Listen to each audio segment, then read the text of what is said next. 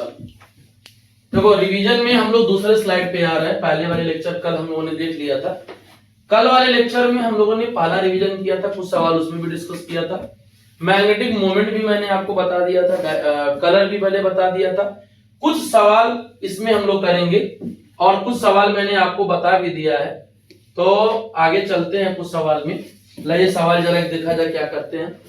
एक सवाल बेटा दिया हुआ है इसमें, बड़ा अच्छा सवाल हो गया, ध्यान देना जरा, मजे की सवाल है ये।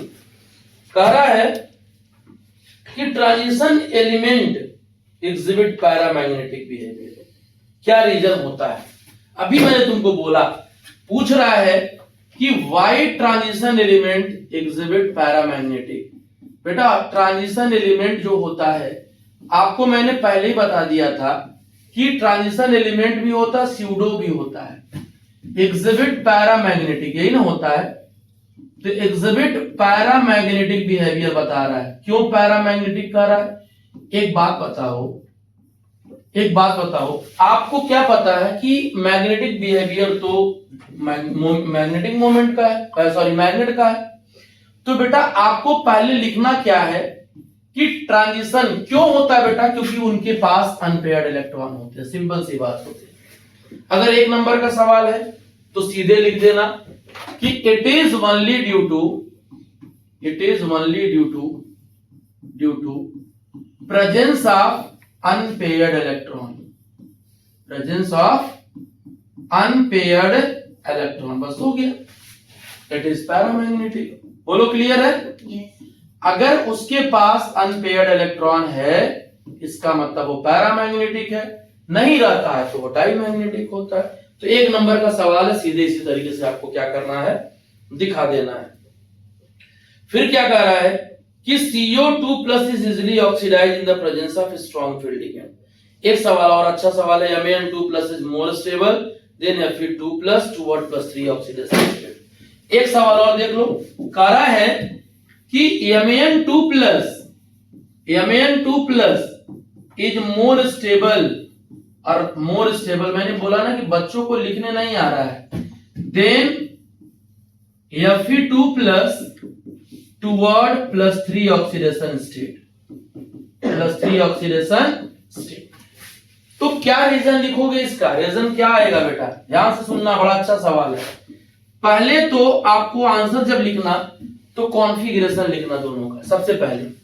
सबसे पहला काम कॉन्फ़िगरेशन, तब दिखाना कि वो ऑक्सीडाइज क्यों इजीली हो रहा है, ठीक है ना। तो सबसे पहला काम क्या करना बेटा, Mn का ऑक्सीडेशन नंबर जो भी है, पहले कॉन्फ़िगरेशन निकालना बेटा। ये 3d5 and 4s2, राइट। अब ये +2 चार्ज के लिए पूछ रहा है ना, तो हम +2 चार्ज के लिए निकाल लेंगे।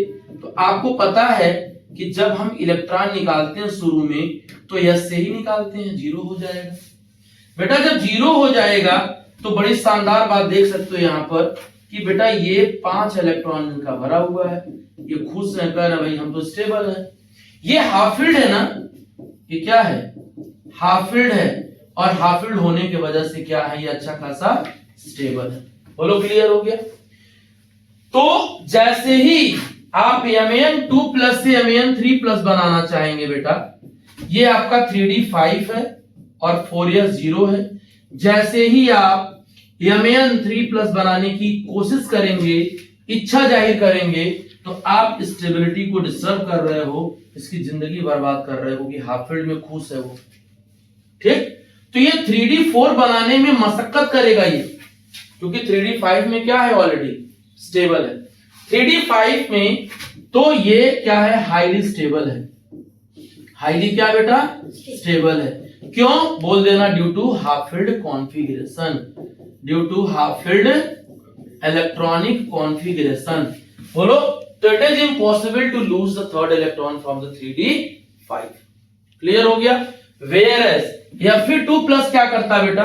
Fe2+ की बात जरा कर लिया जाए बेटा। आयरन को पहले अलग से दिखा दो कि सर आयरन जो होता है 3d6 और 4s2 होता है, लेकिन वो सवाल आपसे 2+ के लिए पूछ रहा है, तो आपकी भी जिम्मेदारी है कि 3d6 4s2 लिख दे। अब जरा एक बात बताओ, ये कह रहा है कि आयरन बड़े आसानी से Fe2 से Fe3 बनाता है। तो अच्छी बात है, वो सही बोल रहा है, वो उसकी बात गलत नहीं है।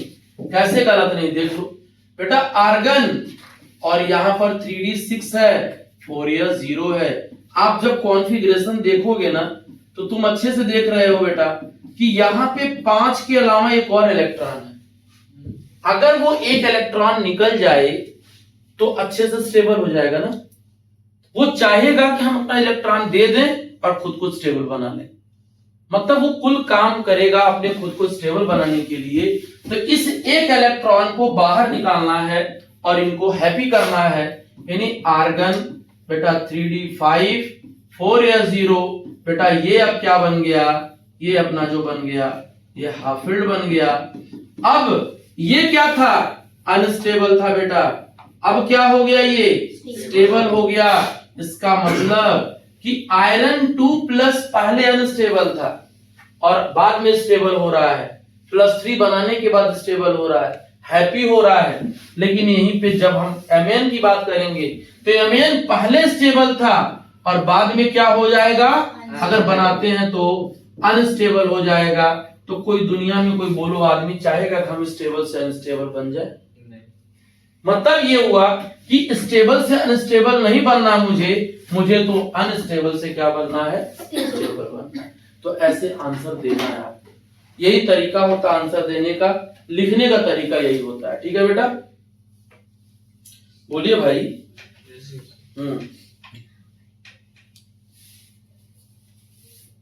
हाँ, एक सवाल और पूछ रहा है, देखो ध्यान से, आगे बढ़ते हैं। कह रहा है दूसरा सवाल कि वाई इंथैल्पी ऑफ एटमाइजेशन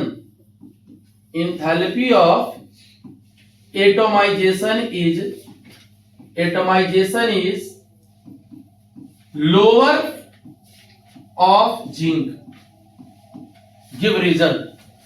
अब तुम ये बोलो जरा, ये बात समझो कि सर एंथैल्पी ऑफ एटमाइजेशन होता क्या है। मॉलिक्यूल से पहले एटम बना दिया जाए तो मॉलिक्यूल से एटम बनाने में जो एनर्जी लगती है वही तो एंथैल्पी ऑफ एटमाइजेशन है। लेकिन बेटा यहां तो सारे जिंक हैं, मतलब सारे मोनो एटॉमिक है, 3D सीरीज की बात कर रहा है। तो यार जब मोनो एटॉमिक है तो यहां इलेक्ट्रॉन से कनेक्टिविटी दिखाएंगे, यहां अनपेयर्ड इलेक्ट्रॉन अगर ज्यादा है तो एंथैल्पी ऑफ एटमाइजेशन ज्यादा, अनपेयर्ड इलेक्ट्रॉन नहीं है तो एंथैल्पी ऑफ एटमाइजेशन लो। मतलब देखो ध्यान से, तो एक कॉन्सेप्ट तुमको लिखना बेटा, ध्यान देना कि enthalpy of atomisation is directly proportional to number of, क्या लिख देना, अनपेयर्ड इलेक्ट्रॉन। इतनी बात लिख दोगे ना तो एग्जामिनर को लगेगा कि बच्चे को जानकारी है, वो किताब पढ़ा है, उसको पता है। अब तुम क्या करना, कॉन्फ़िगरेशन निकालना, किसका बेटा, जिंक का। और जिंक का जब कॉन्फ़िगरेशन निकालना तो उनको दिखा देना कि 3d10 4s2 होता है बेटा, यहां कॉन्फ़िगरेशन दिखा देना। और उसी के नीचे मैंने बोला कि अपने पास कलर पेन रखिएगा, और कलर पेन, कलर चीज सबको पसंद आता है, तो यहां लिख देना no unpaired electron is present. बात समझ में आ गया, हो गया सवाल का आंसर। कोई दिक्कत किसी को? सवाल का लेवल देखना, सवाल 1 नंबर में है, सवाल 2 नंबर में है, तो ये देखिएगा। जरा चाय दे दीजिए। बहुत बहुत धन्यवाद, जल्दी से कैप्टन बन जाइए, पैसा वैसा कमाइए। ठीक है, पैसा तो ये कहानी।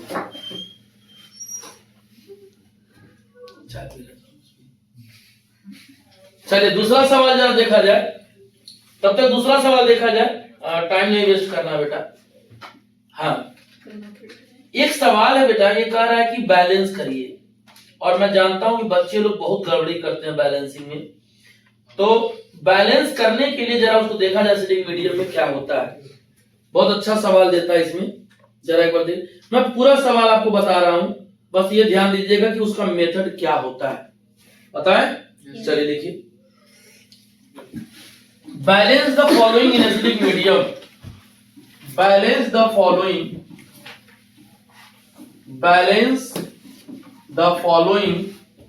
In acidic medium, following in acidic medium. बेटा अगर एसिडिक मीडियम नहीं भी लिखा है ना तो सवाल का आपको देख के भी पता चल जाएगा। जैसे लिखा है MnO4 माइनस बेटा NO2 माइनस और H प्लस, ये आपको n फैक्टर भी पूछ सकता है और बैलेंसिंग भी पूछ सकता है। बड़ा अच्छा एक सवाल आना ही आना है, बच्चे बड़ा गलत करते हैं, इसलिए ध्यान से सुनना। बेटा एसिडिक मीडियम में पहली बात ध्यान देना, आंसर लिखना ऐसे और कॉपी कर लेना पेपर में से। सुनना बेटा MnO4 माइनस है, ये NO2 माइनस है, H प्लस है। अब आपको एसिडिक मीडियम में क्या होता है, MnO4 माइनस बेटा Mn2 प्लस में बदलता है, नाइट्राइड जो होता है बेटा वो नाइट्रेट में बदलता है, इसकी साथ हम लेके बैलेंसिंग करते। इतनी बात आपको रखना पड़ेगा अपने पास। मैं अभी शॉर्टकट भी दे दूंगा आपको। यहाँ पे +7 आएगा, यहाँ पे +2 आएगा, यहाँ पे -2 होता है ऑक्सीजन पे, 2 2 जा 4 में से एक निकाल दो, कितना हो जाएगा +3। यहाँ कितना हो जाएगा 3 2 जा 6 में से एक निकाल दो, कितना हो जाएगा +5। बेटा बोलो क्लियर। अब सुनना ध्यान से,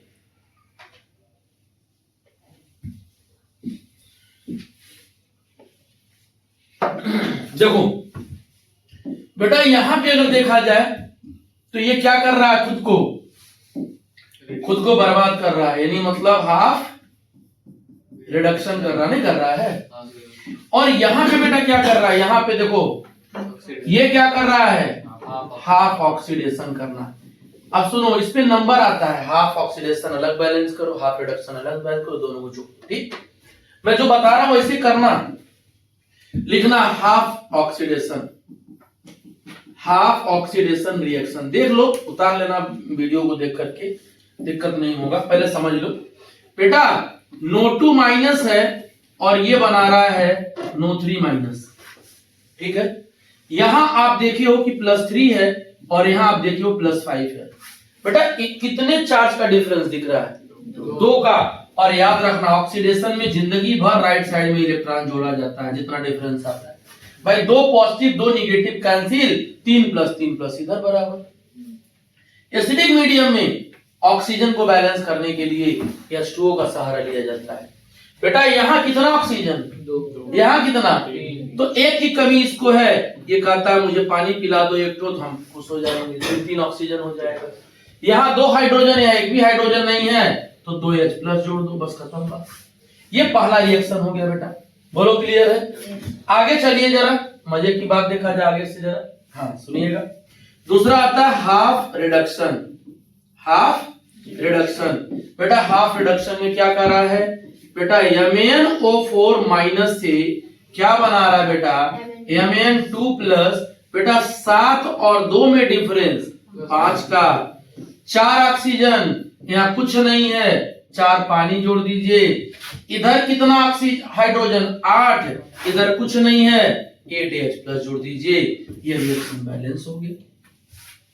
बोलिए, अब लिखेंगे हमको बैलेंसिंग के समय इलेक्ट्रॉन को जोड़ना काटना पड़ता है, तो यहाँ 2 इलेक्ट्रॉन और इधर 5 इलेक्ट्रॉन, मतलब इक्वेशन फर्स्ट में 5 से मल्टीप्लाई कर दो और इक्वेशन सेकंड में 2 से मल्टीप्लाई।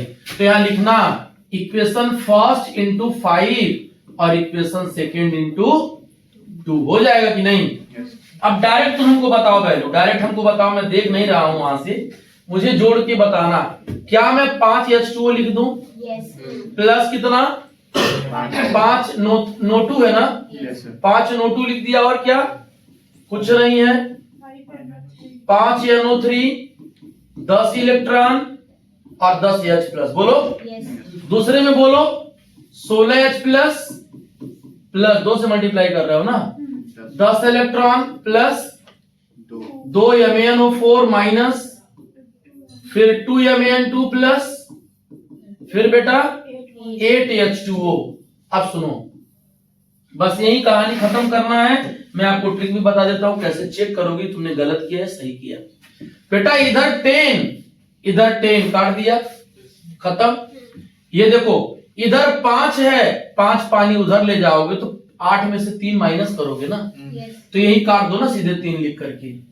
इधर तो देखो 10 है, इधर 16 है, 6 कर दो, तो कुछ राहत हो जाएगा। अब क्या क्या बच गया बेटा, 2 MnO4 बचा, फिर क्या बचा 5 NO2 माइनस बचा, फिर क्या बचा 6H प्लस बचा, और कुछ तो नहीं बचा ना।